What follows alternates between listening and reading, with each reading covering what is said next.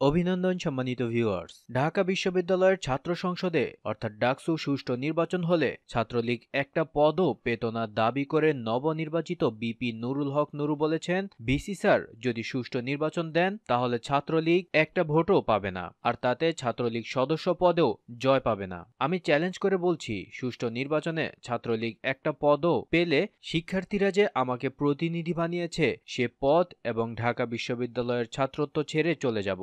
মঙ্গলবার দুপুর 2:30টার দিকে সাংবাদিকদের সঙ্গে কথা বলেন নুরুল হক নুরু। এ সময় বাম জোটের বিপি প্রার্থী লিটন নন্দী সহ অন্য প্রার্থীরাও উপস্থিত ছিলেন। এ সময় সাংবাদিকরা জানতে চান তিনি পুনরায় নির্বাচন চান কিনা। এর জবাবে তিনি বলেন, আমরা বিশ্ববিদ্যালয় প্রশাসনকে অসংখ্য অনিয়মের ঘটনা দেখেছি। কুয়েত মৈত্রী হলে বস্তা ভরা ব্যালট দেখেছি। সুফিয়া কামাল হলে রাত 2টার সময় ব্যালট বক্স ঢুকানো হয়েছে সেগুলো দেখিয়েছি, এবং রোকেয়া হলে সিল মারা ব্যালট সহ ব্যালট বক্স দেখাতে গিয়ে আমি ছাত্রলীগের লেডি সন্ত্রাসীদের হামলার শিকার হয়েছি। ভিপি ও সমাজসেবা পদ বাদে বাকি 23 পদে পুনর্নির্বাচনের দাবি জানান নুরুল হক। এই দাবিতে আগামীকাল বুধবার থেকে ক্লাস পরীক্ষা বর্জন করতে শিক্ষার্থীদের প্রতি আহ্বান জানান তিনি। এছাড়াও বাকি প্রার্থী এবং প্যানেলের সাথে আলাপ আলোচনা করে পরবর্তীতে কর্মসূচি ঘোষণা করা হবে বলে জানান। কিন্তু পরবর্তীতে আরেক কনফারেন্সে শিক্ষার্থীদের উদ্দেশ্যে ক্লাস পরীক্ষা বর্জনের কথা বলাটি উইথড্র করে নেন। দীর্ঘ 28 বছর পর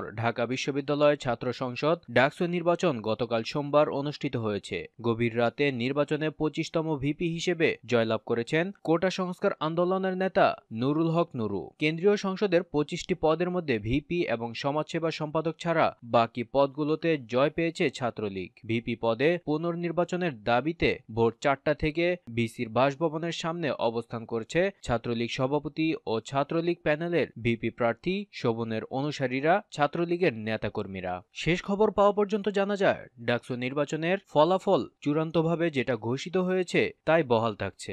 ধন্যবাদ সম্মানিত ভিউয়ার্স, মূল্যবান সময় দিয়ে প্রতিবেদনটির সাথে থাকার জন্য। প্রতিনিয়ত দেশ বিদেশের গুরুত্বপূর্ণ আপডেট জানতে চ্যানেলটিকে সাবস্ক্রাইব করে রাখুন।